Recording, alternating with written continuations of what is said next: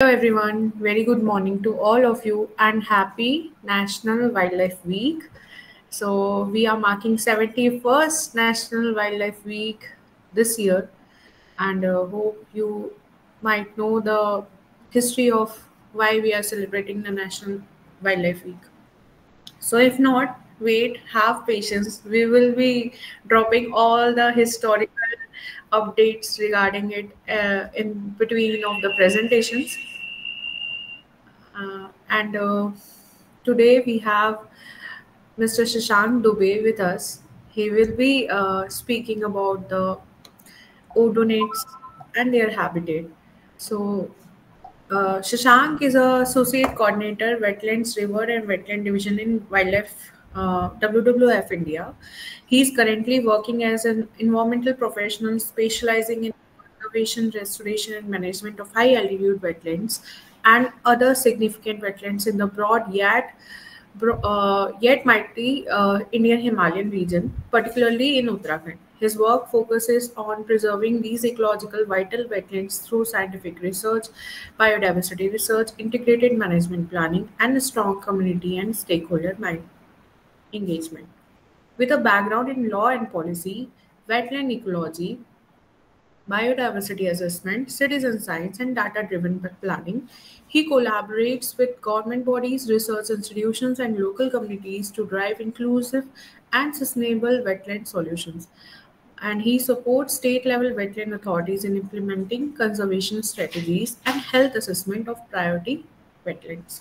So, before we begin this session of importance of wetland odonates and their habitat, we warmly welcome you, Shashank, and we will be having the presentation session. Then after we will be having the Q&A session, and I will be sharing the feedback form of the presentation. So please stay till last so that you don't miss your certificate of participation. So over to you, Shashank. Thank you, Ria, and thank you for giving my introduction to the participants. My name is Shashank. I work with the Rivers and Wetlands team. And before I begin, I would like to share some information about the organization that I work with. And even before that, I'm really glad and thankful to State Biodiversity Board Uttarakhand for letting us take this session to help us reach a larger audience and share details about such an important species, though less understood, less research upon species. And it's indeed a pleasure to be here and to be able to celebrate National Wildlife Week with State Biodiversity Board Uttarakhand and with all of you. And with that note, I'll just begin with a brief video about the organization I work with. I'm very sure that all of you have seen this logo on the top left, WWF with the panda logo. So here's a small video that will kind of give you an idea about what sectors our organization is working in, and how you can perhaps connect with us in future if you want to engage with WWF India. Just a moment.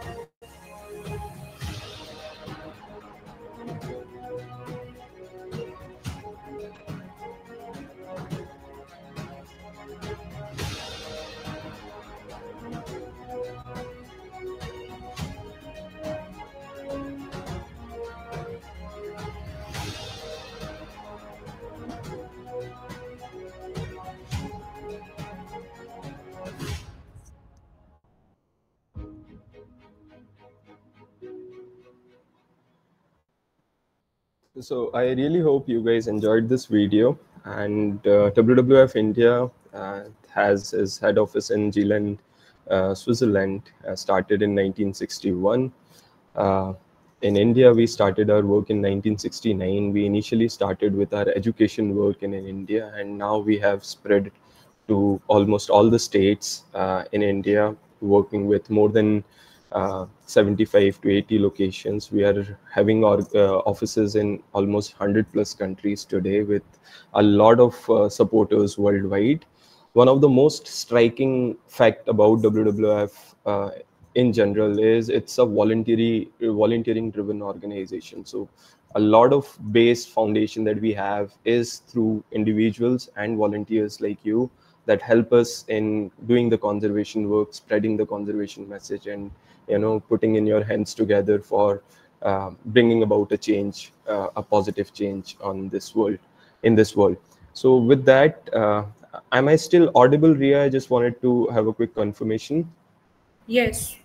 Okay, so I will also like to take this session in mixed language. मैं कोशिश करूँगा कि मैं हिंदी और English दोनों में ये session लूँ, क्योंकि काफ़ी डाइवर्स ऑडियंस हमारे साथ आज जुड़ी हुई है. इसमें कुछ छोटे बच्चे भी हो सकते हैं, कुछ स्कूल के लीडर्स भी हो सकते हैं, कुछ साइंटिफिक रिसर्चर्स भी हो सकते हैं, प्लस कुछ स्टूडेंट्स भी हो सकते हैं कॉलेजेस के.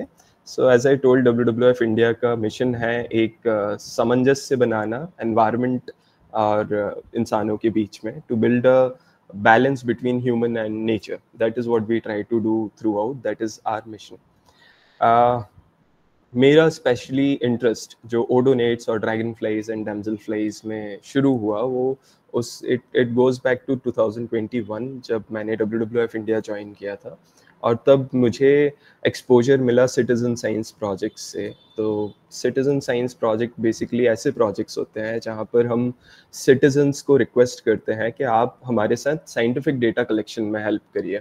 फॉर एग्जाम्पल, आपने शायद बर्ड सर्वे का नाम सुना होगा, odonate survey, butterfly survey, then different plant surveys that are there. क्योंकि इतना ज़्यादा डाइवर्सिटी है इन स्पीशीज़ का और इतना ज़्यादा डिस्ट्रीब्यूशन है कि कोई एक पर्टिकुलर साइंटिफिक टीम और कोई एक पर्टिकुलर ग्रुप कंप्लीट सर्वे कभी नहीं कर सकता. और अगर कर भी सकता है तो उसमें काफ़ी ज़्यादा वक्त लगेगा, काफ़ी ज़्यादा वक्त के साथ काफ़ी ज़्यादा ह्यूमन रिसोर्सेज लगेंगे, and data collection will become a challenging task. So इसी कॉन्सेप्ट को थोड़ा सा सिटीजन्स तक लाने के लिए सिटीजन साइंस प्रोजेक्ट्स होते हैं, जिसमें हम school students, college students, local, your friends, your family, basically anyone जिसको भी आप जानते हैं, we ask them to be part of different on ground engagement and help us with data collection of biodiversity.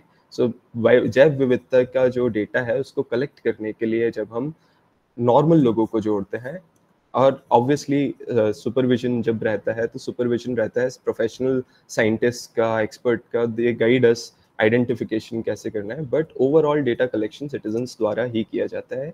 इसीलिए इसको सिटीजन साइंस प्रोजेक्ट बोला जाता है.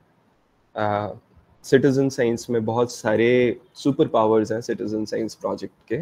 वो सुपर पावर्स ये हैं कि हमें वाइल्ड लाइफ का डेटा ज़्यादा एरिया में और ज़्यादा लोगों द्वारा पता चलता है, रियल टाइम डेटा पता चलता है. ये जो डेटाबेसेस होते हैं जहाँ पर ये डेटा इकट्ठा किया जाता है, ये ओपन सोर्स डेटाबेसेस होते हैं. तो आप उसको आज कल फ्यूचर में चाहे कोई भी संस्था, कोई भी रिसर्च इंस्टीट्यूट इस ओपन सोर्स डेटा का उपयोग कर सकता है फॉर फर्दर रिसर्च और आगे रिसर्च बढ़ाने के उद्देश्य से. और सबसे बड़ा एडवांटेज जो सिटीजन साइंस प्रोजेक्ट का होता है, वो जिस भी प्रजाति पे अगर आप सिटीजन साइंस एंगेजमेंट कर रहे हैं, चाहे वो बर्ड वॉक हो, चाहे वो ओडोनेटा वॉक हो, चाहे वो बटरफ्लाई वॉक हो, आप उस पर्टिकुलर प्रजाति पे लोगों का ध्यान एकत्रित करने की कोशिश कर रहे हैं और साथ ही साथ लोगों में जागरूकता उस प्रजाति के लिए पैदा होती जा रही है. सो इसी उद्देश्य से 2018 से WWF इंडिया 2024 तक, 2018 से 24 के बीच में WWF इंडिया ने ड्रैगन फ्लाई फेस्टिवल, एक ऐसा सिटीजन साइंस प्रोजेक्ट रन किया जिसमें हमने लोकल स्टूडेंट्स, कॉलेजेस, एक्सपर्ट्स और सबको एक साथ इकट्ठा करके हमने ड्रैगन फ्लाई और डैमजल फ्लाई का सर्वे किया एट सिलेक्टेड लोकेशंस. तो लगभग इंडिया में हमने 20 वेटलैंड्स 20 से 25 वेटलैंड्स शॉर्टलिस्ट करे, जहाँ पर हमने एक साथ फ्रॉम सितंबर, अक्टूबर, नवंबर ये 3-4 मंथ में हमने सर्वे शुरू किया with support from our volunteers. और जैसा कि मैं देख सकता हूँ कुछ बच्चे जो मुझे 2021 में मिले थे आज वो इस सेशन में भी हैं। तो ये बहुत ही अच्छा एक लर्निंग रहने वाला है हमारे खुद के लिए भी, सेल्फ रिफ्लेक्शन के लिए भी, कि हम कहाँ से कहाँ तक पहुँच पाए हैं और हमारा जो अंडरस्टैंडिंग है वो ओडोनेट्स के लिए, ड्रैगन फ्लाई और डैमसल फ्लाइज के लिए कितना इम्प्रूव हुआ है। सो 2018 से 2024 तक हमने काफ़ी विभिन्न विभिन्न प्रकार के एंगेजमेंट्स करे, जिसमें competitions, walks, survey, transect walks and काफ़ी creative and art related competitions भी करे, ताकि लोगों को ज़्यादा अवेयरनेस हो और लोग ज़्यादा से ज़्यादा पार्टिसिपेट करें सिटीजन साइंस में।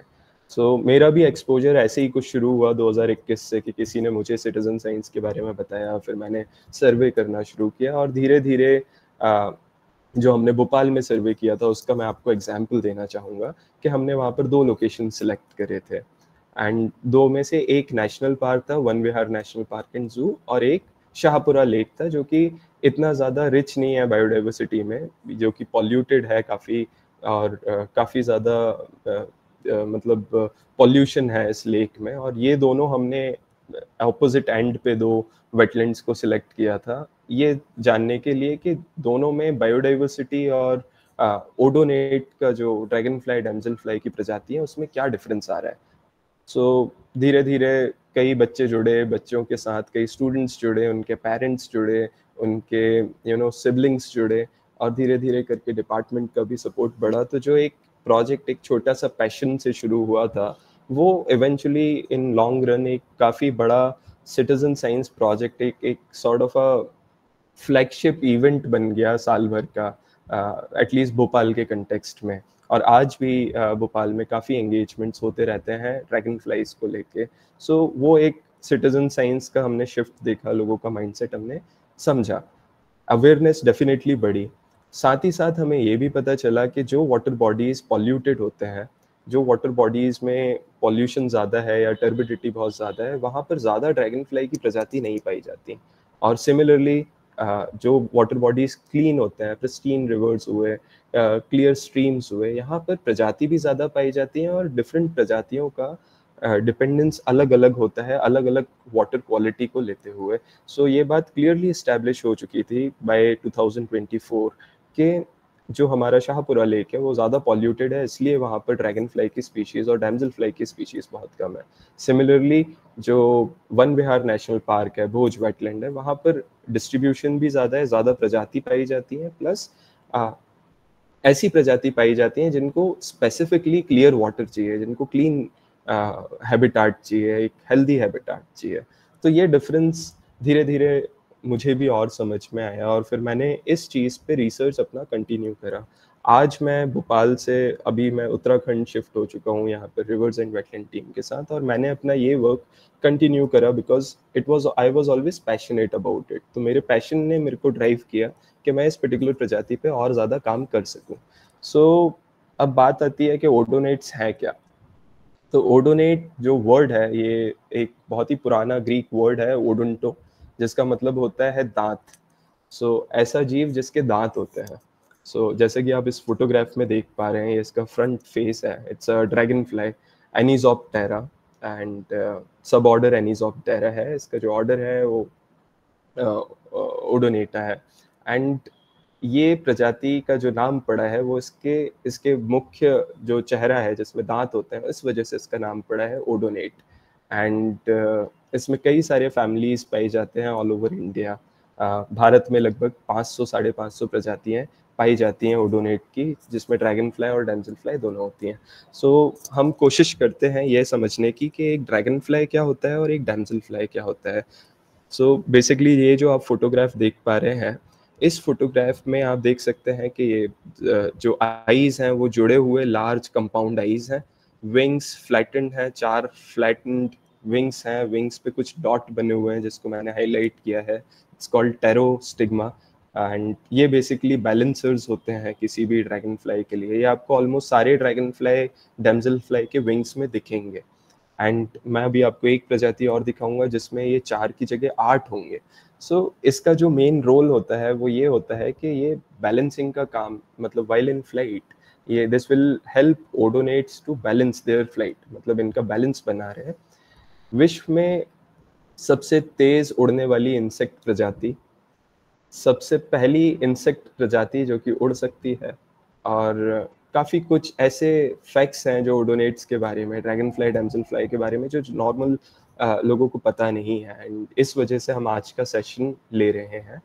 जैसे कि मैंने आपको बताया, order odonate is divided into 2 parts, जिसमें से ओडोनेट में ड्रैगन फ्लाई भी आते हैं और डैमसल फ्लाई भी आते हैं, जो कि दिखने में बिल्कुल अलग अलग दिखते हैं। ड्रैगन फ्लाई थोड़े बल्की होते हैं, थोड़े स्ट्रॉन्ग रहते हैं, काफ़ी फास्ट उड़ सकते हैं।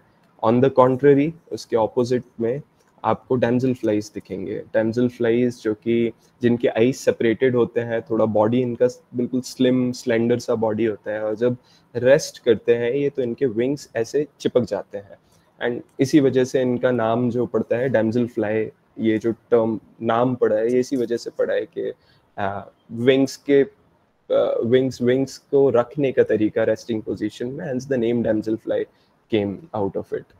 So this is the side view of the same species. This is a bamboo tail species. It needs very clear water, very clear and pristine water, जिसमें ये species survive कर सकती है। और साइड पोस्चर में अगर आप देखेंगे तो कैसे इन्होंने अपने विंग्स को चिपका रखा है। Tail is as similar to as dragon fly, but काफ़ी पतली है। हेड जो है, इसमें आईज थोड़े से छोटे हैं और सेपरेटेड आईज हैं, दूर दूर हैं, अनलाइक ड्रैगन फ्लाई के आईज कैसा एकदम बड़ा सा होता है और जुड़े हुए होते हैं, कंपाउंड आईज होते हैं। तो आई होप अब आपको इतना समझ में आएगा कि ड्रैगन फ्लाई और डैमसल फ्लाई में डिफरेंस कैसे पता करते हैं। ये इसका एक एनाटॉमी का चार्ट है। Wings, 4 wings, head wing, hind wing, then abdomen, जिसको हम यूजुअली बचपन में पूंछ कहते थे, वो उसका पेट होता है, वो सांस भी लेते हैं उससे। सो और बाकी आप देख सकते हैं स्क्रीन पे कि क्लियर एनाटॉमिकली दोनों स्पीशीज बहुत ज़्यादा एक दूसरे से डिफरेंट होती हैं। अब बात आती है कि ये ओडोनेट स्पीशीज इतना ज़्यादा इम्पॉर्टेंट क्यों है। हम ओडोनेट्स के बारे में, ड्रैगन फ्लाई और डैमसल फ्लाई के बारे में क्यों बात करें? Why do we talk about them? Important thing is that this is a species that is really really old. So ये ओल्ड विंग इंसेक्ट्स में लगभग डायनासोर के टाइम से, आपके लेफ्ट में एक फॉसिल भी मिला था जिसमें लगभग 24 इंच 18 से 24 इंच लंबा फॉसिल मिला था। तो ये यह बताता है कि ड्रैगन फ्लाई जब 300 मिलियन ईयर्स पहले पाए जाते थे, वो काफ़ी बड़े होते थे साइज में, और रीज़न भी था कि तब ऑक्सीजन की मात्रा हवा में ज़्यादा होती थी। दूसरा जो पर्टिकुलर रीज़न है कि हमें ड्रैगन फ्लाइज और डैमसल फ्लाइज को क्यों स्टडी करना चाहिए, is because they are primarily aquatic in nature. ये पानी पे निर्भर प्रजाति है जो कि अपना मोस्ट पूरा जीवन काल ये पानी के अंदर ही बिताता है, और जब ये व्यस्त हो जाता है तो पानी से इसका निम्फ पत्तियों पे चढ़ के, घासों पे चढ़ के ऊपर आता है, फिर वहां से एक व्यस्क एडल्ट ड्रैगन फ्लाई और डैमसल फ्लाई की तरह बाहर आता है। तो इस वजह से जहां पर भी पानी है, एक्सेप्ट नॉर्थ पोल और साउथ पोल, ओडोनेट्स पाए जाएंगे। एंड इसी वजह से जो वाटर क्वालिटी है उस पे और ओडोनेट्स का, dragon fly and damsel fly का डायरेक्ट रिलेशन है। अगर अच्छा पानी है, डाइवर्सिटी ज़्यादा होगी, ऐसे प्रजाति पाए जाएंगे जिसको क्लियर ऑक्सीजन रिच वाटर चाहिए होता है। एंड हम जो उत्तराखंड में हैं, हम बहुत लकी हैं क्योंकि हमारे यहाँ पर फ्रेश वाटर हैबिटाट बहुत ही डाइवर्स है, और यहाँ पर जो प्रजातियाँ मिलने का स्कोप है वो भी बहुत ज़्यादा है। सो हम उस पर थोड़ी देर बाद आ सकते हैं कि क्या क्या प्रजातियाँ यहाँ पर पाई जाती हैं। Definitely, research also suggests that they are a very important bioindicators of water quality. तो अगर कहीं पर ओडोनेट्स का प्रजाति कम पाया जा रहा है, इसका मतलब वहाँ के वाटर क्वालिटी में कुछ तो प्रॉब्लम है। एंड इसी चीज़ को दर्शाता हुआ, सिर्फ वाटर क्वालिटी को ही नहीं दर्शाते हैं ओडोनेट्स, बल्कि वहाँ का ओवरऑल हेल्थ जो है इकोसिस्टम का, उसको दर्शाते हैं। अगर डाइवर्सिटी ज़्यादा है, प्रजाति ज़्यादा पाई जाती है, इसका मतलब वहाँ पर हेल्दी इकोसिस्टम है। थर्ड थिंग, क्योंकि ये प्राइमरीली शिकारी इंसेक्ट्स होते हैं। अब शिकारी इंसेक्ट्स होने की वजह से ये भी एक एडवांटेज है कि शिकारी वहीं पर रहेगा जहाँ पर उसका शिकार रहेगा। मतलब स्मॉल प्रे बेस में जो छोटे छोटे और इंसेक्ट्स होते हैं वो होना चाहिए, तभी तो एक ड्रैगन फ्लाई या डैमजल फ्लाई, क्योंकि ये बहुत अच्छे हंटर होते हैं, ये लगभग सबसे सक्सेसफुल हंटर्स में पाए जाते हैं। It's a predatory insect species. अब जब शिकारी इंसेक्ट स्पीशीज है तो इसका मतलब शिकार होना चाहिए एरिया में। सो इनका होना और इनका एक पर्टिकुलर मात्रा में होना यह भी दर्शाता है कि वहाँ पर जो दूसरी प्रजाति हैं जो ओडोनेट्स के, जो ड्रैगन फ्लाई डैमजल फ्लाई के प्रे बेस में आती हैं, वो भी काफ़ी ज़्यादा है। सिमिलरली अगर ड्रैगन फ्लाइज हैं तो इसका मतलब जो उस पर डिपेंडेंट स्पीशीज हैं, क्योंकि ये बहुत ही महत्वपूर्ण कड़ी है ओवरऑल बायोडाइवर्सिटी चेन में। तो dragonfly will feed on lot of larvas under water. पानी में जो लार्वाज होंगे, इनके लार्वाज उन पे फीड करेंगे। जब ये हवा में आ जाएंगे तो ये हवा के इंसेक्ट्स को फीड करेंगे। इनको दूसरे बर्ड्स, दूसरे स्पाइडर्स, दूसरे प्रेडेटरी इंसेक्ट्स इन पे फीड करेंगे। So there is a clear chain that is there. अगर ये चेन में हमें यह पता करना है कि कितना ज़्यादा इम्पॉर्टेंट है, तो उसका डायरेक्ट आंसर ये हो सकता है कि हमें ओडोनेट का, ड्रैगन फ्लाई डैमजल फ्लाई का स्पीशीज डिस्ट्रीब्यूशन स्टडी करना पड़ेगा। और एज कॉमन पर्सन, एक आम आदमी की तरह अगर हम स्टडी करना चाहें तो ऑब्वियसली हमें कुछ चीज़ें पता होना चाहिए, जिसमें कि कितनी प्रजाति ग्लोबली पाई जाती हैं, इंडिया में कितनी प्रजाति पाई जाती हैं, उत्तराखंड में कितनी प्रजाति रिकॉर्डेड है। फॉर एग्जांपल ग्लोबली लगभग 6000 स्पीशीज पाई जाती हैं, जिसमें 46 फैमिली है। इंडिया में लगभग 500 550 प्रजाति पाई जाती हैं, जिसमें कि मैक्सिमम प्रजाति जो रिकॉर्ड हुई हैं वो वेस्टर्न ईस्टर्न हिमालयाज और वेस्टर्न घाट से हुई हैं। लगभग 175 स्पीशीज एंडेमिक मानी गई हैं। एंडेमिक का मतलब ये होता है कि किसी भी जगह पर, एक पर्टिकुलर जगह पे ही ये प्रजाति पाई जाएगी। मतलब वहाँ का एनवायरनमेंट, वहाँ का क्लाइमेट ऐसा है कि वो प्रजाति उसके अलावा कहीं पर मिल ही नहीं सकती, कहीं पर सर्वाइव कर ही नहीं सकती। आपको मैं एग्जांपल देना चाहूँगा, जो राइट में फोटोग्राफ दिख रहा है, ये बहुत ही स्पेशल ड्रैगन फ्लाई है। बेसिकली ये मिक्स है ड्रैगन और डैमजल फ्लाई का। जैसे कि मैंने आपको ड्रैगन फ्लाई का भी इमेज दिखाया, डैमजल फ्लाई का भी इमेज दिखाया। सो अगर आप इस फोटोग्राफ को देखोगे तो इसका बॉडी एक डैमजल फ्लाई की तरह है, बट इसका जो हेड है वो एक ड्रैगन फ्लाई की तरह है। इसकी आईज इतने बड़े और कंपाउंड जैसे दिख रहे हैं कि जैसे कि एक फेस से ही एक ड्रैगन फ्लाई हो। ये इकलौती स्पीशीज है इन दी एंटायर वर्ल्ड, पूरे विश्व में इकलौती स्पीशीज है जिसको शेड्यूल 1 में रखा गया है वाइल्ड लाइफ प्रोटेक्शन एक्ट के, एंड इसका नाम है हिमालयन रैलिक ड्रैगन फ्लाई। सो ये बहुत ही स्पेशल स्पीशीज है और जो हमारे यहाँ शायद पाई जा सकती है। ऐसा बोला जाता है ईस्टर्न एंड वेस्टर्न हिमालयाज में ये पाई जाती है, बट बहुत ही कम रिसर्चर्स ने इसको रिकॉर्ड किया है। आगे बढ़ते हुए देहरादून दून वैली में लगभग 97 ओडोनेट स्पीशीज। जब भी मैं ओडोनेट बोल रहा हूँ, इसका मतलब मैं ड्रैगन फ्लाई और डैमजल फ्लाई दोनों की एक साथ बात कर रहा हूँ। सो लगभग 97 स्पीशीज पाई जाती हैं। हम यह समझें कि ओडोनेट्स को बचाना कैसे है, उससे पहले हम इनके बिहेवियर को स्टडी कर सकते हैं। फॉर एग्जाम्पल, इनके कुछ ऐसे टिपिकल बिहेवियर हैं जो कि यह दर्शाते हैं कि ये एक प्रेडेटरी स्पीशीज है, एक प्रेडेटरी इंसेक्ट स्पीशीज है। और जैसे कि प्रेडेटर्स में, जैसा कि एक टाइगर अगर आप माने, जैसा टाइगर अपने टेरिटरी को प्रोटेक्ट करके चलता है, वो अपना टेरिटरी मार्क करके चलता है कि ये मेरी टेरिटरी है, इसमें मैं ही रहूँगा, या फिर ये मेरा बैठने का स्पॉट है, इसमें मैं ही रहूँगा। सो ओडोनेट, ड्रैगन फ्लाई और डैमजल फ्लाई ये प्रेडेटरी स्पीशीज है, इसलिए इनका भी टेरिटोरियल बिहेवियर क्लियरली देखने मिलता है। जैसे कि इस वीडियो में आप देख सकते हैं कि ये एक ओडोनेट का स्पीशीज है जो कि अपना एक पर्चिंग स्पॉट बना के रखा है। इनको काफ़ी पसंद है कि ऐसी जगह पर बैठ सकें जो कि अगेंस्ट द विंड हो, हवा सामने से आ रही हो, ताकि हवा के साथ साथ छोटे छोटे इंसेक्ट्स भी आएँ। और जब इंसेक्ट्स आएंगे तो वो इनको क्विकली उड़ेगा और इंसेक्ट को पकड़ के सेम पर्चिंग स्पॉट पे आके वापस बैठेगा। तो इस वीडियो में आप देख सकते हैं कि ये साथ में अपना पर्चिंग स्पॉट पे हंटिंग तो कर ही रहा है, बट दूसरे ड्रैगन फ्लाइज को भी भगाने जा रहे हैं बार बार कि नहीं नहीं इस एरिया में नहीं आना है। So this is their territorial behaviour. So हर बार ये जो जा रहा है, अगर आप देख सकते हैं वीडियो के क्लोजअप में, तो वो कोई इंसेक्ट को पकड़ के नहीं लेकर आया है खाने के लिए। इट्स नॉट ईटिंग, खा नहीं रहा है, बट किसी को भगा के वापस आ रहा है।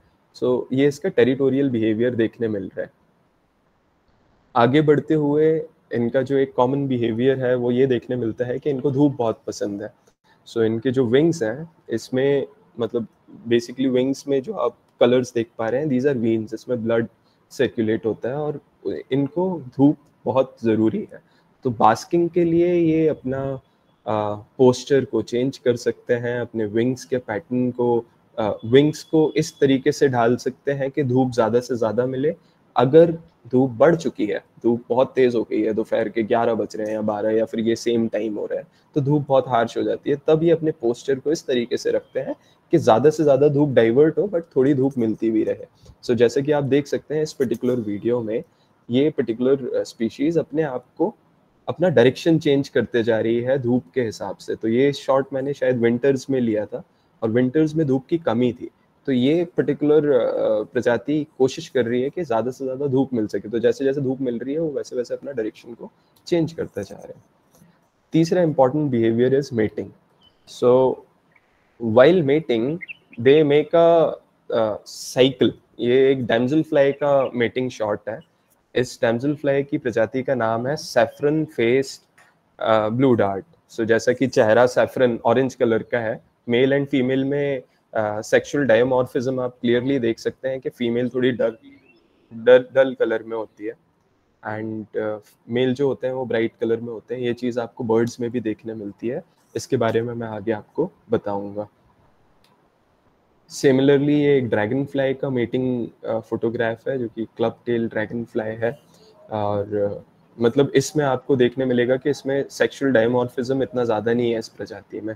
मेल और फीमेल दोनों ऑलमोस्ट सेम जैसे दिख रहे हैं, सेम सिमिलर लुकिंग है। एग लेइंग, सो ये माना जाता है कि जैसे कि मैंने आपको बताया कि dragon flies and damsel flies एक एक्वेटिक स्पीशीज़ है, तो इनका जो लाइफ साइकिल है वो पानी के अंदर ही शुरू होता है, जहाँ पर नर और मादा मेटिंग करते दौरान, कभी कभार मोस्टली मेटिंग करते दौरान एग्स को ऐसे प्लांट्स के नीचे, जो भी मतलब फ्लोटिंग प्लांट्स होते हैं, एक्वेटिक प्लांट स्पीशीज़ होते हैं जिनके लीव्स जो कि फ्लोट कर सकते हैं, ये उसके नीचे अपने एग्स को छोड़ देते हैं। और at a time they can ले up to 100 eggs in one cycle. In a year they can lay up to 1000 eggs, but उसमें से बचना बहुत ही कठिन होता है। ऑलमोस्ट 1% जो इसके निनेड्स या निम्स होते हैं वो बच पाके एडल्ट बन के एक ड्रैगन फ्लाई या डैमसल फ्लाई के रूप में आते हैं। बट जब ड्रैगन फ्लाई का रूप या डैमसल फ्लाई का वो रूप ले लेते हैं तब उनके बचने के चांसेस थोड़े से ज़्यादा होते हैं, क्योंकि वो बहुत ही सक्सेसफुल प्रेडेटर्स हैं, उड़ने में अच्छे हैं, शिकार में अच्छे हैं। सबसे बड़ा इंपॉर्टेंट फीचर है इनके देखने की क्षमता। So they got 30,000 compound lenses in their eyes. So इनका जो विजन होता है वो बहुत ज़्यादा अच्छा होता है। जस्ट एक सेकंड के लिए मैं ब्रेक ले रहा हूँ। रिया, मेरी आवाज़ आ रही है आपको? कैन कोई मेरे को कंफर्म कर सकता है? यस। ओके। सो ये जो वीडियो है इसमें आप देख सकते हैं कि कैसे एक डैमसल फ्लाई की स्पीशीज एग ले करती है और उसको कितना ज़्यादा क्लियर वाटर चाहिए होता है, और किस तरीके की प्लांट्स, किस तरीके की वेजिटेशंस, एक्वेटिक वेजिटेशंस चाहिए होती हैं इन प्लांट्स को, इन स्पीशीज को एग ले करने के लिए। So they really go under water, मतलब लीफ के अंदर जाके अपने अंडे देते हैं। कभी कभार ओपन पॉन्ड्स में, ओपन जो छोटे छोटे गड्ढे बन जाते हैं पानी के, उसमें भी ये अंडे देना पसंद करते हैं, बट सर्वाइवल रेट गिरता जाता है। और मोस्टली मेटिंग के दौरान ही अंडे देना पसंद करते हैं या फिर immediately after the mating happens. ये एक बहुत ही इंटरेस्टिंग ऑब्जर्वेशन है। ये लास्ट ईयर जब मेरे साथ एक स्कूल के 6th क्लास के बच्चे ने मेरे को बताया है कि सर एक डैमसल फ्लाई दूसरी डैमसल फ्लाई को खा रही है। सो ये एक कैनिबलिस्टिक बिहेवियर है जो कि ओडोनेट्स में देखा जाता है, ऑब्जर्व किया गया है कई बार। और ये जो बिहेवियर है, ये इस पे फिर मैंने आगे जाके रिसर्च भी किया। तो क्या ये कैनिबलिज्म है? क्योंकि प्रेडेटर्स हैं, तो बेसिकली प्रेडेटर्स दूसरे प्रेडेटर को खाने के लिए ना मारे बट मार सकते हैं। सो यहाँ पर रिसर्च ये भी सजेस्ट कर रहा था कि ऐसा भी हो सकता है कि जो दूसरी प्रजाति है, जो वीकर प्रजाति है डैमसल फ्लाई की, इसमें जिसको प्रे बना लिया है ये कोरोमंडल मार्श डार्ट ने, वो शायद थ्रेट डिस्प्ले दिखाने में फेल हो गया। सो बेसिकली दोनों सेम प्रजाति हैं, दोनों डैमसल फ्लाईज ही हैं, बट ये एक दूसरे को पहचान नहीं पाए कि आप भी डैमसल फ्लाई हो। ये भी एक रीजन हो सकता है। कि इंट्रा स्पेसिफिक जो कम्युनिकेशन था दोनों प्रजातियों के बीच में वो फेल हो गया, इस वजह से शिकार कर लिया गया। दूसरा, प्रे बेस की कमी होने की वजह से ये भी हो सकता है कि एक जो वीक सब स्पीशीज है उस पे एक स्ट्रॉन्ग स्पीशीज ओवर पावर कर ले या फिर उसको बढ़ने ना दे। ये बहुत ही इम्पोर्टेंट स्पीशीज है, it's called globe skimmer Pantala flavescens, and ये एक उन कई ड्रैगन फ्लाई प्रजातियों में से पाई जाती है जो कि माइग्रेट करते हैं। सो ये एक साथ माइग्रेट नहीं करते हैं, बट मल्टी जनरेशनल माइग्रेशन करते हैं। ये मतलब 2-3 बार की जनरेशन्स में ये from one place to another place, they can go to Africa, they can go to anywhere, globally मिलती है ये प्रजाति, और ये प्रजाति माइग्रेट करती है। इनके जो उड़ने का और ग्लाइड करने का क्षमता होता है बहुत ही स्ट्रांग होता है। अगर आप इस फोटोग्राफ में भी देख पाएंगे तो इसका जो रियर विंग्स है उसका साइज अनयूजुअली ब्रॉड है, काफी ब्रॉड विंग है, जो कि इसको ट्रेड विंड्स पे चलने में भी हेल्प करता है और लंबा माइग्रेट करने में भी हेल्प करता है। तो they are very strong flyers. औसतम एक dragon fly can go up to 50 kilometres 45 kilometres per hour, जो कि बहुत ज़्यादा स्पीड होती है किसी भी इंसेक्ट स्पीशीज़ के लिए। फास्टेस्ट फ्लाइंग इंसेक्ट स्पीशीज़ में माना जाता है इनको। उसके ऊपर अगर आप ऐसी प्रजाति के हैं जो कि आप पूरा ग्लोब घूम सकते हैं, तो फिर तो आपके पास कुछ ज़्यादा ही एक्स्ट्रा सुपर पावर्स होने चाहिए, जो कि ग्लोब स्किमर के पास है।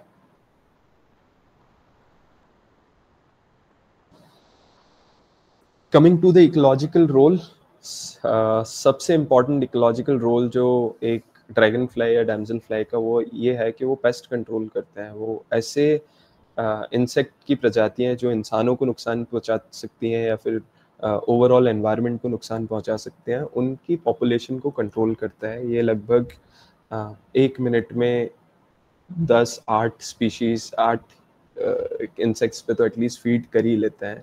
तो ये वेरोशियस हंटर होते हैं, ये दिन भर उड़ते हैं, हंट करते हैं, उड़ते हैं, हंट करते हैं। इसी वजह से ये पेस्ट कंट्रोल के बहुत ही सक्सेसफुल सॉल्यूशन है किसी भी एनवायरनमेंट में, चाहे वो एग्रीकल्चरल फील्ड क्यों ना हो, चाहे वो वेटलैंड क्यों ना हो, चाहे वो ग्रासलैंड क्यों ना हो। ये पेस्ट कंट्रोल करने में बहुत ही महत्वपूर्ण भूमिका निभाते हैं क्योंकि ये काफ़ी सक्सेसफुल प्रेडेटर्स होते हैं और इनका ऑलमोस्ट 95-90% सक्सेस रेट होता है इंसेक्ट्स, छोटे इंसेक्ट्स को पकड़ के खाने में। तो उस वजह से इनका जो पेस्ट कंट्रोल करने का तरीका है, जो स्पीड है, जो प्रोपोर्शन है, वो बहुत ज़्यादा होता है। ये जैसे कि मैंने आपको बताया, ये एक फूड चेन, फूड वेब के बहुत ही इम्पोर्टेंट भाग भी होते हैं। ये फोटोग्राफ मेरे एक सर हैं जिन्होंने लिया था, पैराडाइज फ्लाई कैचर। ये मध्य प्रदेश में लगभग मई जून मंथ के आसपास बहुत सारे पैराडाइज फ्लाई कैचर वहाँ नेस्टिंग के लिए आते हैं। सो हम हमेशा से बहुत क्यूरियस थे कि ये पैराडाइज फ्लाई कैचर इतने ज़्यादा मात्रा में यहीं क्यों आते हैं। वहाँ पता चला कि ये पैराडाइज फ्लाई कैचर्स जो है ये इंसेक्ट्स तो काफ़ी इंसेक्ट्स की वैरायटी पे फीड करते हैं, बट इनका पसंदीदा जो भोजन है वो ड्रैगन फ्लाइज ही है। सो ड्रैगन फ्लाइज और बड़े स्पीशीज जो फूड चेन में उनके ऊपर आते हैं, उनके लिए ड्रैगन फ्लाइज एक बहुत ही अच्छा सोर्स है न्यूट्रिशन का। और ये अगर इनकी मात्रा कम होती जाती है तो वो सिर्फ मतलब पेस्ट की पॉपुलेशन को नहीं बढ़ाएगा, बल्कि जो इस पे डिपेंडेंट स्पीशीज हैं जो इन पे फीड करती हैं, उनकी भी हेल्थ और उनकी भी डिस्ट्रीब्यूशन पे अफेक्ट करेगा। सो ये एक आपके सामने एग्जाम्पल है जहाँ पर एक इंडियन पैराडाइज फ्लाई कैचर एक ड्रैगन फ्लाई को खा रहा है। ये एक और एग्जाम्पल है important part of food chain में, जहाँ पर एक स्पाइडर ने एक पिक्सी डार्टलेट को हंट कर रखा है और मे बी इस पे फीड भी करेगी लेटर ऑन। सो ये भी बताता है कि नॉट ओनली ड्रैगन फ्लाइज प्रेडेट करते हैं, इस पे दूसरे इंसेक्ट स्पीशीज भी प्रेडेट करते हैं। तो there is an ecological balance that is there, and this species, this odonate species might be the key species that is there that is helping maintain that balance। तो प्रकृति में बैलेंस को बनाए रखने के लिए स्पेशली फ्रेश वाटर इकोसिस्टम में dragon flies and damsel flies काफी महत्वपूर्ण है। डायरेक्टली तो पॉलिनेशन नहीं करते हैं, जैसे बटरफ्लाई, मॉथ्स, जिस वास्प जो पॉलिनेशन में डायरेक्ट रोल प्ले करते हैं, ये उस तरीके का डायरेक्ट पॉलिनेशन में रोल प्ले नहीं करते हैं। बट इनडायरेक्ट पॉलिनेशन ज़रूर करते हैं, क्योंकि ये पर्च करते हैं काफ़ी सारे प्लांट्स पे, काफ़ी सारे फ्लावर्स पे, काफ़ी सारे पॉप्ड अप स्टेम्स पे। तो जब ये वहाँ पर जाते हैं तो इनके लेग्स में, इफ़ यू कैन सी, इनके लेग्स में काफ़ी हेयर होते हैं और बाल होते हैं लेग्स में, अच्छे से चीज़ों को पकड़ने के लिए। तो काफ़ी ज़्यादा पॉलेंस ये ट्रांसफ़र इनडायरेक्टली ज़रूर कर देते हैं, डायरेक्टली नहीं करते हैं, अननोइंगली करते हैं। सो इसी वजह से मैंने सोचा कि मैं आपको इनका एक थोड़ा-सा भाग जो इनडायरेक्ट पॉलिनेशन में प्ले करते हैं, उस पे भी थोड़ा-सा हम गौर फरमा सकते हैं। हैबिटाट प्रेफरेंस, इनका habitat preference mostly as I said कि एक्वेटिक प्लांट्स के आसपास या उनके नीचे ही इनका जीवन काल शुरू होता है। तो हैबिटाट जो है वो mostly rivers, ponds, wetlands, small streams, अगर आपके घर में भी छोटा पॉन्ड भी है, अगर आपने रखा है एक छोटा पॉन्ड, तो हो सकता है उसको भी as a suitable habitat consider कर ले। एक ड्रैगन फ्लाई या डैमसल फ्लाई अपने लेग्स एग्स ले करने के लिए, प्रोवाइडेड उसमें एक्वेटिक प्लांट्स हों और रेलेवेंट एक्वेटिक प्लांट्स हों। फॉर एग्जाम्पल हाइड्रिला या फिर फ्लोटिंग पॉन्ड वीड, ये ऐसी प्रजातियों के नीचे एग्स देना पसंद करेंगे जो कि वाटर के लेवल पे ही रहे। बेसिकली ऐसा नहीं हो कि वो पेड़ बड़ा हो रहा है तो वो जहाँ पर एग्स ले करे थे उसको लेके भी हवा में आ गया, तो निम्फ सर्वाइव नहीं कर पाएंगे, एग्स मैच्योर नहीं हो पाएंगे। तो इनका प्रेफरेंस जो रहता है वो ऐसे प्लांट स्पीशीज पे रहता है जिनके लीव्स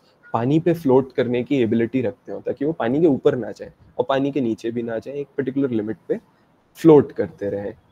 जैसे कि आप देख पा रहे हैं, ये क्लब टेल ड्रैगन फ्लाई है जो कि रेड वाटर लिली के प्लांट पे पर्च करके बैठी है। ये पर्च करके इसलिए बैठी हुई है क्योंकि यहाँ पर ये अभी हंटिंग कर रही है। बट एग लेइंग के लिए अगर आप बैकग्राउंड देख सकते हो, blur green spot, so there are enough leaves that can help them to lay their eggs. अंडे देने के लिए काफी अच्छा एक सूटेबल हैबिटाट है। सिमिलर इस एग्जाम्पल में भी आप देख सकते हो कि एक हाइड्रिला प्लांट स्पीशीज को कैसे उपयोग में लिया जा रहा है एग्स ले करने के लिए डैमसल फ्लाई द्वारा। Basically overall dragon flies odonates एक काफ़ी अच्छे इंडिकेटर होते हैं वाटर क्वालिटी के, प्रे डेंसिटी के, ओवरऑल हेल्थ इकोसिस्टम के, और एक ही बहुत ही की कंपोनेंट होते हैं ऐसे ऐसे कड़ी में जो कि प्रकृति का बैलेंस बना के रखता है।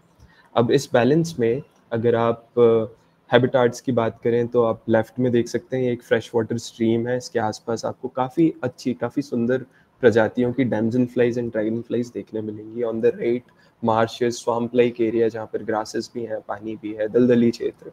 सो ये भी एक सूटेबल हैबिटाट है। सो जहाँ पर भी पानी है वो एक सूटेबल हैबिटाट है ओडोनेट्स के लिए, प्रोवाइडेड पानी का क्वालिटी और ओवरऑल हैबिटाट का क्वालिटी अच्छा होना चाहिए। अगर हमने पानी को पॉल्यूट किया है या फिर पानी पॉल्यूटेड है तो वहाँ पर ओडोनेट की ज़्यादा प्रजाति सर्वाइव नहीं कर पाएंगी। अगर उनकी प्रजातियों में कमी आएगी तो जो उस पर डिपेंडेंट स्पीशीज़ है उनमें भी कमी आएगी। तो ये दैट्स वाई इसलिए कहा जाता है कि ये बहुत अच्छे इंडिकेटर्स हैं। They are very good bio indicators of the health of specially the fresh water ecosystem. So मुझे लगता है मैं इतना अभी तक सेंस बनाते चल रहा हूँ।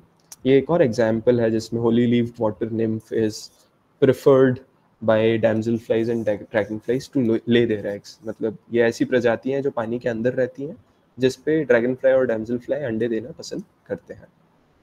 वेटलैंड इन जनरल जैसा कि एक ऐसा क्षेत्र जो या तो पूरे समय या तो सीजनली पानी के अंदर दबा होता है। हम उनको फ्लड प्लेन, तालाब, ताल, स्वाम, पॉन्ड, झील, मार्श, अलग अलग नामों से जानते हैं। ये सारे ही बहुत ही इम्पोर्टेंट हैबिटाट है ड्रैगन फ्लाइज के लिए और डैमसल फ्लाइज के लिए।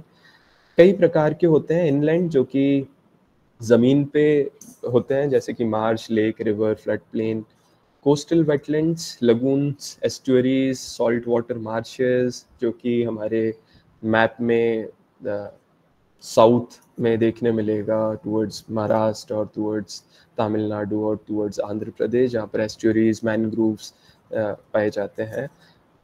काफ़ी कम प्रजाति हैं जो कि सॉल्ट वाटर को एंटरटेन कर पाती हैं, मगर ऐसी प्रजाति हैं जो कि सॉल्ट वाटर में थ्राइव करना पसंद करते हैं ओडोनेट्स की। Except north pole and south pole, इन दोनों जगह पे ओडोनेट्स नहीं पाए जाते हैं। हालांकि जहाँ पर भी पानी है वहाँ ये पाए जाते हैं, except north pole, south pole. Human made wetlands, खेत, डैम, रिजर्वायर, फिश पॉन्ड्स, हर जगह पर इनकी मात्रा अच्छे से पाई जाएगी, प्रोवाइडेड वो जो पानी है, जो हैबिटाट है, वो क्लीन हो, वो साफ हो। ये कुछ स्टैटिस्टिक्स हैं इंडिया के कि हमारे टोटल वेटलैंड्स कितने हैं। लगभग 2,31,000 वेटलैंड्स, जो कि एसएसी एटलस 2021 का डेटा है, जो कि लगभग 15-16 मिलियन हेक्टेयर एरिया कवर करता है। इंडिया का लगभग 4.8% जोग्राफिकल एरिया कवर करते हैं ये वेटलैंड्स, इसलिए वेटलैंड्स बहुत महत्वपूर्ण है। और उससे अधिक अगर हम उत्तराखंड की बात करें तो उत्तराखंड का almost 2% geographical area is under wetlands, जिसमें कि 77% रिवर और स्ट्रीम्स हैं, 22% लेक, बराजेस, रिजर्वायर्स हैं, which also says कि Uttarakhand is a very suitable place for finding more unique and endemic species of odonates for sure. So बहुत अच्छा पोटेंशियल है Uttarakhand state में ओडोनेट डाइवर्सिटी को लेके। और वेटलैंड ज़रूरी सिर्फ ओडोनेट्स के लिए नहीं होते हैं, वो हमारे लिए भी होते हैं, सस्टेनेंस के लिए। हमारे खेत में पानी वेटलैंड से आता है। कई सारे ऐसे ऑक्यूपेशन हैं जैसे फिशिंग, जो कि पानी पे निर्भर है और पानी की प्रजातियों पे निर्भर है। पानी हमें ओवरऑल हमारे पीने के भी उपयोग आता है। पानी के हमें काफ़ी सारे उपयोग हैं, जो कि सिर्फ जैव विविधता के लिए पानी ज़रूरी नहीं है, पानी हमारे लिए भी ज़रूरी है। जैव विविधता के लिए भी शुद्ध पानी की आवश्यकता है, हमारे लिए भी शुद्ध पानी की आवश्यकता है। तो ऐसे स्रोतों को ख़राब करने का तो कोई मतलब बनता नहीं है। और ये एक उद्देश्य है इस वेबिनार का कि ये मैसेज आप तक ज़रूर पहुँचे। पानी बायोडाइवर्सिटी को भी सपोर्ट करता है, इस विषय पे हम काफ़ी डिटेल में बात कर चुके हैं।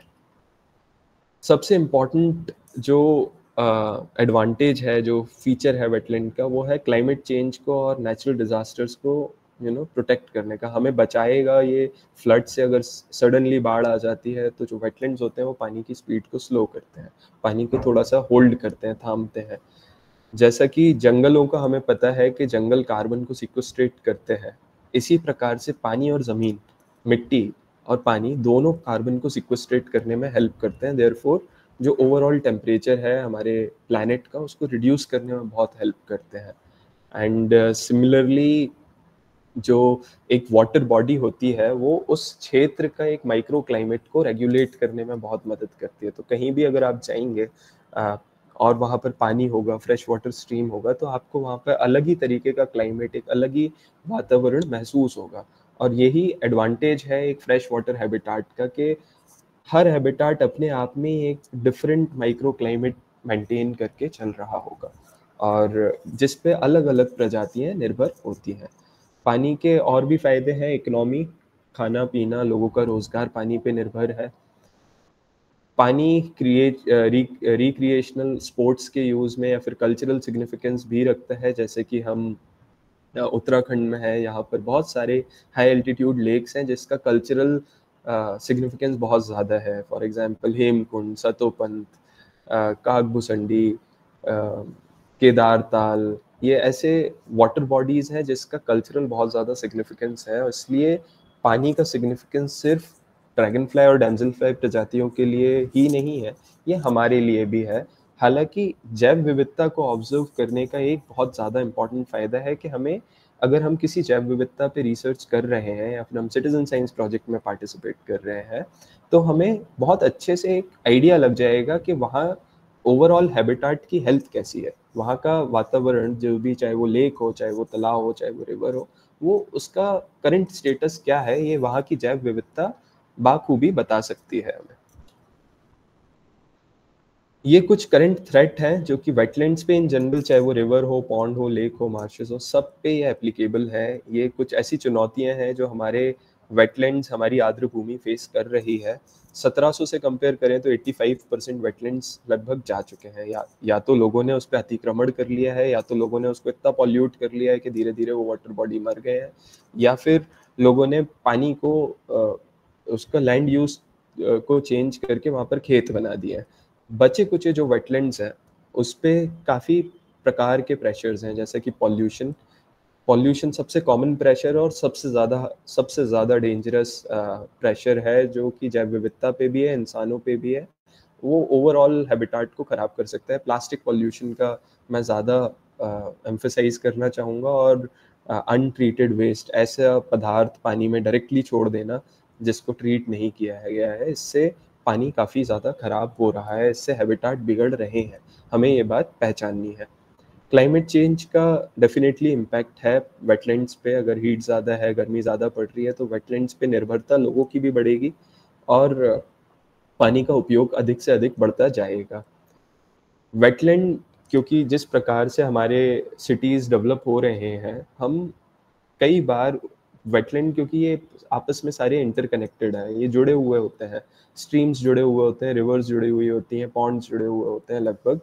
तो अगर इनकी कनेक्टिविटी को हम खराब कर देंगे तो इनका जीवित रहना, वेटलैंड का, एक आर्द्र भूमि का जीवित रहना बहुत ही असंभव हो जाएगा। बाकी कई तरीके के डिफरेंट प्रेशर भी डेवलप हो रहे हैं, जिसमें कि एक नया प्रेशर जो है वो इन्वेजिव स्पीशीज के स्प्रेड का है। ऐसी प्रजातियां बढ़ रही हैं जो कि लोकल नहीं है, जो इंडिया की नहीं है, जो नेटिव प्रजाति नहीं है, जिस पे हैबिटाट बायोडाइवर्सिटी इतना ज़्यादा डिपेंडेंट नहीं है। जैसे कि मैं आपको एग्जांपल दूंगा, जलकुंभी, वाटर हेयासिंथ अगर आप अभी सिर्फ गूगल भी करेंगे वाटर हेयासिंथ या जलकुंभी के बारे में, तो आपको पता चलेगा कि ये कितना ज़्यादा बड़ी परेशानी बन चुका है पूरे विश्व में, पर्टिकुलरली इंडिया में, पर्टिकुलरली वेस्ट बंगाल में। तो आप इस पे रिसर्च कर सकते हैं।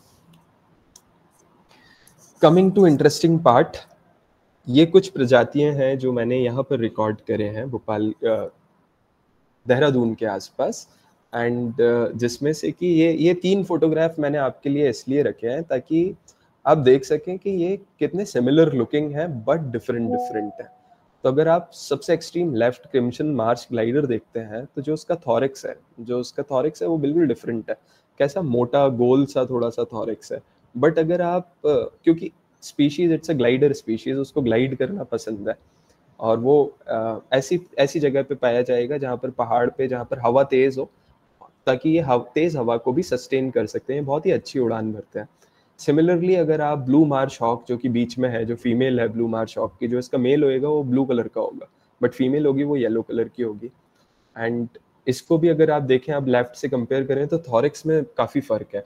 जो इसका पूंछ वाला पार्ट है, जो एब्डोमेन है, उसमें काफ़ी फ़र्क है। इसका काफ़ी स्लेंडर पतला सा थॉरिक्स है, एकदम स्ट्रीक, एक हॉक स्पीशीज। कैसे एक पक्षी में भी हॉक होते हैं, तो कैसे उनको एकदम से सडनली अटैक करना पसंद है। तो हॉक का मतलब यही होता है कि एकदम से आके अटैक करना, तो उस चीज़ को हेल्प करता है। तो ये ज़्यादा ग्लाइड करने में रिलाई नहीं करेगा, ये पर्च ज़्यादा करेगा और अटैक ज़्यादा करेगा।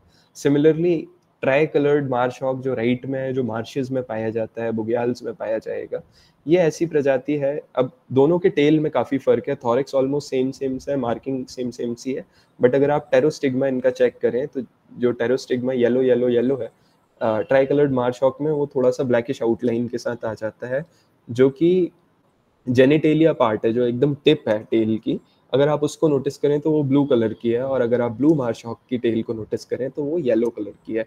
तो क्लियर डिफरेंस है। दूसरा क्लियर डिफरेंस, अगर आप इनके आंख का कलर भी देखेंगे, तो if you look at their eyes, the tri coloured marsh hawk has bluish greenish eyes. So the first half, the top half will be blue in color, the lower half will be greenish in color. Similarly, if you look at blue marsh hawk, the top half will be of brown color. So ये ऐसे कुछ तरीके हैं जिससे आप ये identify कर सकते हो कि कौन सी प्रजाति देखी जा रही है।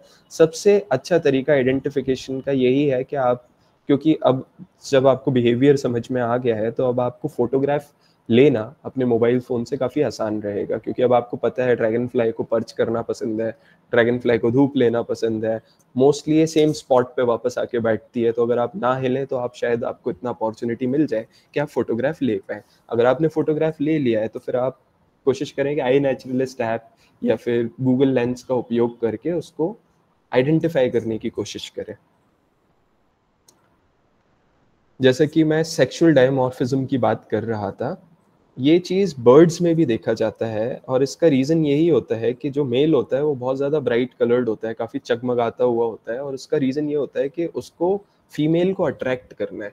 तो इसलिए वो इतना चटक कलर का, mostly because to attract female they have very bright colours.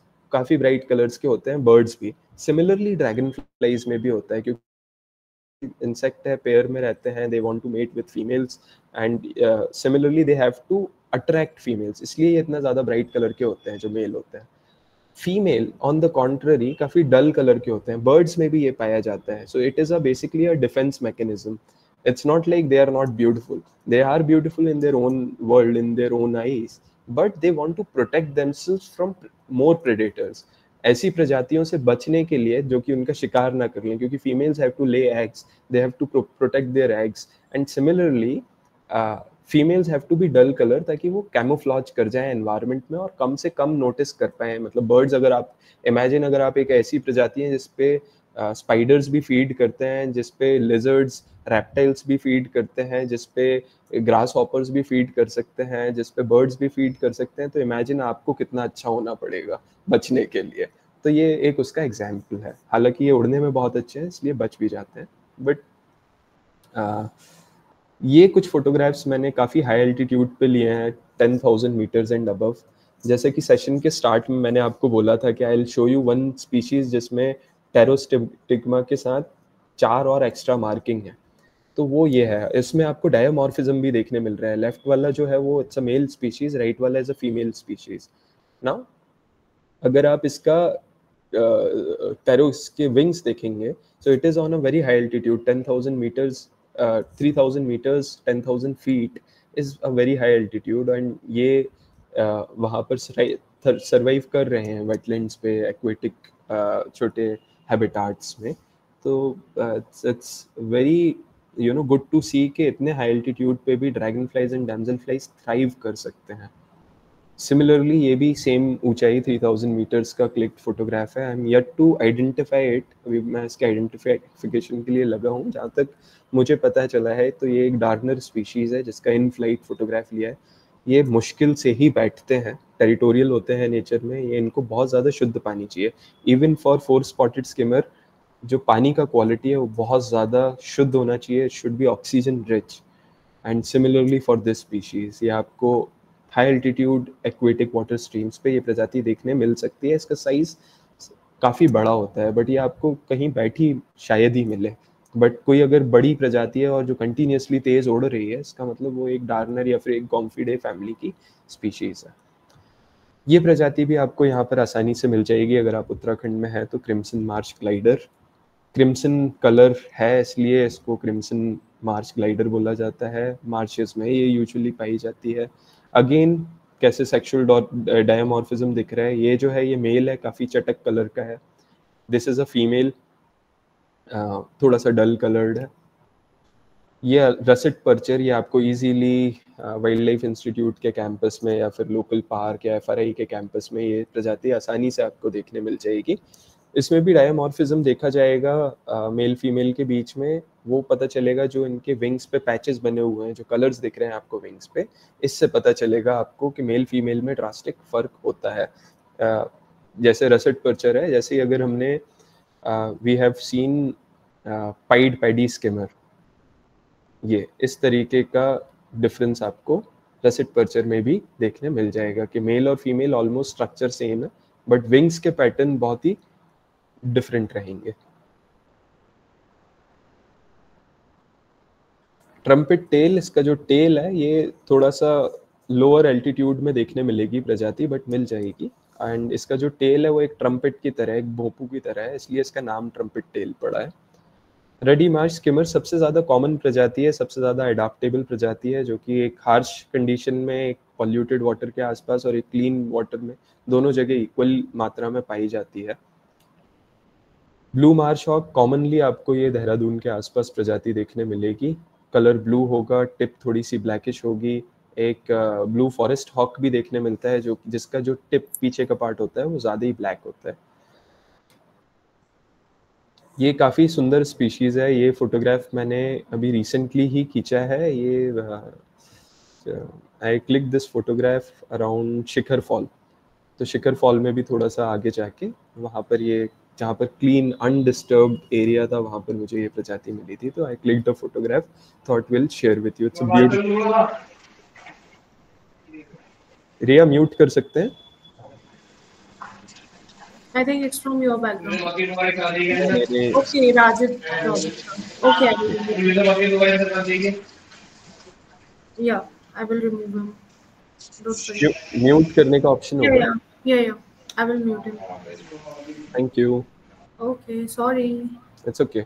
Western golden dartlet ये एक काफ़ी छोटी डैमजल फ्लाई की प्रजाति है, जो कि बहुत ही मतलब डैमजल फ्लाइज आपको इतने आसानी से दिखेंगे नहीं अगर आप बहुत स्टिल ना हो, आप सीधे सिंपल बिना शोर करे बिना मस्ती करे अगर आप खड़े नहीं होंगे तो आपको डैमजल फ्लाई आंखों से दिखेगी भी नहीं, आप जस्ट क्रॉस कर जाएंगे उनको. ये बहुत ही सुंदर प्रजाति है जो मैंने ऋषिकेश के पास खींची है. It's called 4 spotted jewel. इसको एकदम ही क्लियर ऑक्सीजन रिच वाटर चाहिए to start their life cycle to survive. अगर पॉल्यूटेड वाटर है तो ये प्रजाति आपको वहाँ देखने नहीं मिलेगी. ये सिमिलर लुकिंग प्रजाति है, इसको गोल्डन जैम बोला जाता है. ये मैंने फोटोग्राफ मध्य प्रदेश में लिया था कुछ साल पहले, जो कि जिसको भी बहुत ही ज़्यादा क्लियर और undisturbed clear pristine flowing water चाहिए होता है. Same rare to sight, very rare to see. इतने आसानी से मिलते नहीं है क्योंकि इनका जो हैबिटाट का रिक्वायरमेंट है, इनको बहुत ही क्लियर वाटर चाहिए, बहुत लेस डिस्टर्ब्ड हैबिटाट चाहिए. अगर पॉल्यूशन है, पानी खराब है तो ये प्रजातियाँ नहीं मिलेंगी. Same goes for yellow feather legs. I have reached my conclusion. मेरा सेशन अब ऑलमोस्ट ख़त्म हो चुका है. मैं थोड़ी सी चीज़ें और बताना चाहूँगा कि सिटीजन साइंस प्रोजेक्ट्स में प्लीज़ पार्टिसिपेट करें, चाहे वो ओडोनेट्स के ऊपर हो, चाहे वो बटरफ्लाइज के ऊपर हो, चाहे वो ट्रीज़ के ऊपर हो, चाहे वो मॉथ्स के ऊपर हो, चाहे वो किसी भी इंसेक्ट प्रजाति या किसी भी जीव या बर्ड्स के ऊपर हो. आप प्लीज़ उसमें पार्टिसिपेट करें.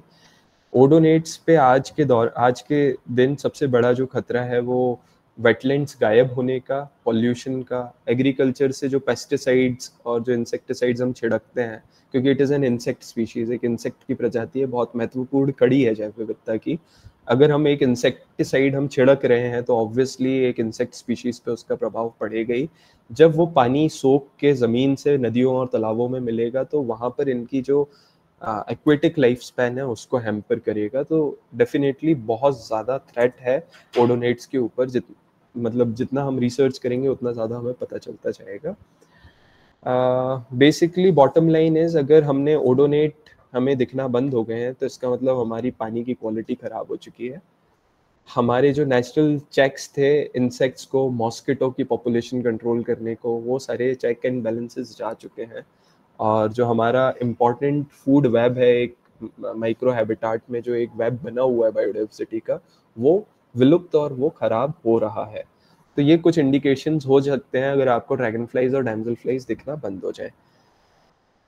एक समाधान, आप सिटीजन साइंस में एक्टिवली पार्टिसिपेट करें और कोशिश करें कि आप जैसे एशिया नेचर चैलेंज आज से जो शुरू हुआ है वो शायद 6 तारीख तक है, तो इस पोस्टर में कुछ तो गलती है, बट 3 तारीख से 6 तारीख तक का 4 दिन का बायो ब्लिट्स है. आप इसमें जैव विविधता की कोई भी फोटोग्राफ आपको सिर्फ आई नेचुरलिस्ट की वेबसाइट पे या फिर ऐप डाउनलोड करके जाना है. वहाँ पर आपको ये जो सर्च का ऑप्शन है, यहाँ पर एशिया नेचर चैलेंज सर्च करना है, प्रोजेक्ट को ज्वाइन कर लेना है. यहाँ राइट में आप देख पा रहे हैं 240 मेंबर्स ने ज्वाइन कर रखा है, मैंने भी ज्वाइन कर रखा है. तो आप चाहें तो ओडोनेट्स के फोटोज वहाँ डालिएगा. 2-4 दिन आप वीकेंड है, जितने फोटोज डालेंगे मेरे को वो फोटोज सब देखने मिलेंगे अगर आपने ये प्रोजेक्ट ज्वाइन कर रखा है तो. और मैं भी आपके रिसर्च के थ्रू सीख पाऊंगा कि आपको कहाँ पर क्या प्रजाति दिख रही है. और आपके और ऑब्जर्वेशन हो तो आप उसको कमेंट्स में डाल सकते हो. स्क्रीन के राइट में नीचे मेरा मोबाइल नंबर, मेरा ईमेल एड्रेस, मेरी इंस्टा आईडी और मेरा आई नेट का आईडी है. तो आप इन चारों माध्यम से मुझसे कनेक्ट कर सकते हो. आप जैव विविधता बोर्ड को भी रीच आउट कर सकते हो. आप अपना फीडबैक ज़रूर दें, आज का सेशन आपको कैसा लगा. So with that I am going to stop sharing my presentation now. मुझे उम्मीद है कि कुछ नया सीखने मिला होगा आज के सेशन से. Thank you so much, Shashank sir, for this engaging presentation, and it is a very knowledgeable session for all of us, because dams fly हो या ड्रैगन फ्लाइज हो, आई थिंक हम बहुत लीस्ट प्रायोरिटी में ऐसी species को रखते हैं, बट उसका कितना इम्पोर्टेंस है, कितना इफेक्ट है हमारे पूरे इकोसिस्टम में, चाहे वो हमारा रिवराइन हो या हमारा टेरेस्ट्रियल इकोसिस्टम हो. उसको बैलेंस करने में उसका प्रेजेंस कितना इम्पैक्ट करता है. So this session is open for the Q&A. If you have any queries, either you can unmute and ask the question, or you can drop your questions in the chat box. So I have dropped few questions for you, sir. First question of me is that why do some species travel thousands of miles, and how can we support their journey? So basically कुछ प्रजातियाँ widely distributed हैं पूरे world में, जैसे कि globe skimmer बताया मैंने, और ऐसे कई सारी और प्रजातियाँ हैं जो काफ़ी कॉन्टिनेंट्स में पाई जाती हैं. तो अब ये जब कॉन्टिनेंट्स में पाई जाती हैं तो with time, with temperature, with different conditions, climatic conditions, उनको ट्रैवल करना पसंद होगा. कहीं ज़्यादा अगर बहुत ज़्यादा हीट है, अगर वहाँ के वेटलैंड्स ख़राब हो चुके हैं, सो फिर अगर वाटर बॉडीज़ ही नहीं है तो उनका लाइफ साइकिल शुरू कैसे होगा. So this could be a possible reason for migration, कि वो एक suitable habitat ढूंढते ढूंढते migrate करते हैं और intergenerational migration करते हैं. Okay. One announcement here to make. I have dropped the Google Form link in the chat box and उसको पिन भी किया है. तो जिनको भी certificate of participation चाहिए, please fill that feedback form so that we can process your certificate of participation. And my second query with you is that what happens to Himalayan odonates when glacier melts faster due to climate change, as you covered this point? Could this disrupt their breeding cycles and push rare species towards extinction? With odonates in Himalayan region, अगर आप इस चीज़ पे ध्यान देंगे तो जो high altitude में wetlands हैं वो बहुत ज़्यादा ऑक्सीजन रिच है. वो basically those are trophic in nature. They have very less nutrition, more oxygen. इन प्रजातियों को ऐसे प्रिस्टीन एनवायरनमेंट की ज़रूरत है. अब with time, with siltation, with debris accumulation, with pollution, ये जो एनवायरनमेंट्स हैं ये खराब होते जा रहे हैं. ये ओलिगोट्रॉफिक से ये यूट्रॉफिक में कन्वर्ट होते जा रहे हैं, जो कि न्यूट्रिशन में रिच है. जैसा कि मैंने आपको भोपाल का एग्जांपल दिया था, Shahpura lake is rich in nutrition but is not a healthy habitat. It's very very polluted. So वहाँ पर जो प्रजातियां कम हुई हैं वो इसी रीजन की वजह से हुई हैं कि न्यूट्रिशन कितना भी हो. वहाँ पर अगर आप बर्ड्स देखोगे तो बर्ड्स आपको बहुत सारे मिलेंगे, बट आपको ड्रैगन फ्लाई ओडोनेट की स्पीशीज नहीं मिलेगी. तो ये इम्पैक्ट जैसे जैसे हमारी वाटर बॉडीज का हेल्थ खराब होता जाएगा, ओडोनेट्स भी खत्म होते जाएंगे. इसमें कोई सेकंड थॉट है नहीं. That's why they are a very good bio indicators of aquatic habitats. My third question is, can community efforts like restoring riverbanks in the Great Himalayan National Park or other places or the Himalayan regions help odonates rebound from pollution and climate stress, and how might this benefit local wildlife? So I think इसका answer मैं in general दे चुका हूँ. जितना ज़्यादा हम हमारे reverse, wetland, streams, इनकी sanctity को, इनके इम्पोर्टेंस को, इनकी क्लीनलीनेस को मेंटेन करेंगे, उतना ज़्यादा ये स्पीशीज़ बढ़ेगा. और साथ ही साथ अगर बढ़ेगा तो इसका इम्पैक्ट ना मल्टीफोल्ड होगा. ये वहाँ पर दूसरी स्पीशीज़ को भी सपोर्ट करेगा, प्लस एक प्रॉपर फूड चेन में एक इम्पॉर्टेंट भूमिका ये प्रजाति ऑलरेडी निभाती है. चाहे वो एक्वेटिक लाइफ स्टेज में हो, चाहे वो निम्फ्स, जब इनके निम्फ्स होते हैं तो वो दूसरे लार्वास को फीड करते हैं. फॉर एग्जांपल अगर हम अर्बन सेटअप की बात करें, हम देहरादून की बात करें, तो ज़्यादा ड्रैगन फ्लाई का मतलब ये है कि कम मच्छर है. कम मच्छर का मतलब ये है कि कम मलेरिया है, कम डेंगू है. ऐसी पानी वाली जो बीमारियां हैं जो लोगों तक पहुंच सकती हैं, उन पे एक कंट्रोल रहेगा. Yeah, my last question with you is that how dragonflies help keep mosquito population in check, and why are they considered nature's best controllers? As you covered this mosquito part, I want you to elaborate once more for audience. So basically ये जो प्रजाति है ये एक predatory insect है. ये शिकारी जीव है, इसको शिकार करना पसंद है. तो ये, क्योंकि ये सारे शिकारियों में अगर हम टाइगर से कंपेयर करें तो टाइगर बेचारा अगर हंट का ट्राई करता है तो वो शायद 10% सक्सेसफुल होता है. उसका सक्सेस रेट बहुत कम होता है एक बार अगर वो हंट करने की कोशिश करता है. कोई भी प्रेडेटरी जानवर हो, कोई भी प्रेडेटरी स्पीशीज हो, अगर वो हंट करने की कोशिश कर रहा है तो वो काफ़ी कम सक्सेसफुल रहता है. ये ऑन दी अदर हैंड कुछ ज़्यादा ही सक्सेसफुल रहता है. 95-90% तक इनका सक्सेस रेट रहता है बिकॉज ऑफ 2 मेन रीजन्स. एक इनका देखने की क्षमता, दूसरी इनकी उड़ने की क्षमता. तो ये इतने स्ट्रॉन्ग फ्लायर्स हैं कि इनसे कोई इंसेक्ट बच ही नहीं सकता। फास्टेस्ट फ्लाइंग इंसेक्ट से कौन सा इंसेक्ट बच पाएगा लॉजिकली। और इनकी आई साइड भी बहुत स्ट्रॉन्ग है, तो इनका जो पेस्ट कंट्रोल करने का तरीका है, it is way faster than any other species I have actually observed, and I observe lot of species. I pay attention to birds, I pay attention to raptors, I pay attention to butterflies, I pay attention to wasps, I pay attention to reptiles. I do not leave a single biodiversity aspect unturned. On that basis, these individuals, the odonates, are one of the most successful predatory insect species. I was going through the fact online. I was checking at that कि dinosaur से भी पहले dragon flies and odonates आ चुके थे, और उनका extension अभी तक के उनका एग्जिस्टेंस है. Like dinosaur got extinct but dragonflies are still in existence.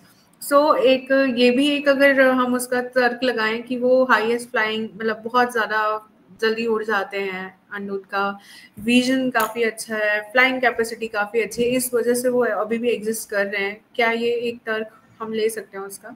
बिल्कुल बिल्कुल, ये बहुत ही but again coming to the bottom line is we need healthy habitats, we need you know healthy freshwater habitat to help them thrive so we can thrive. And that's the bottom line of today's conservation. Yeah. Bhuvan has asked one query. Sir, I heard a thing many times in village sites. A group of dragonflies flying together in a part or area may indicates the arrival of rainfall. Is it real, sir, or myth? That is actually true. I don't know how much of it is true scientifically because पिछले 4-5 वर्षों से मैंने ये observe किया है कि rainfall से पहले और रेनफॉल के टाइम पे आपको ड्रैगन फ्लाइज दिखना शुरू हो जाती हैं और काफ़ी ज़्यादा मात्रा में दिखती हैं. फिर धीरे धीरे जैसे आप नवंबर, दिसंबर, अक्टूबर तक आते हो तब तक इनकी मात्रा कम हो जाती है. मगर ये 12 महीने दिखते हैं, 12 महीने ये मीटिंग करते हैं, 12 महीने एग लेइंग करते हैं, तो इनका डिस्ट्रीब्यूशन बहुत वाइड है. बट मोस्टली मॉनसून में दिखते हैं, तो ये बात सच है. This is very interesting fact. Are there any threats due to dragonflies? Okay, it is interesting question, Shashank Khare. So I personally, Shashank, it's a very good question, and ये हमें bite नहीं करते हैं. Usually they do not bite us. If you will go close to them, they will not bite you. They will just be away or they'll mind their own business.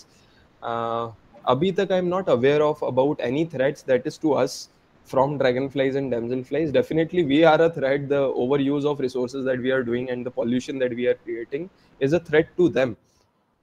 Personally, I have not studied in depth about this question, so I'll get back to you on this. Okay, so do we have any further queries for Shashank sir so that he can answer you all?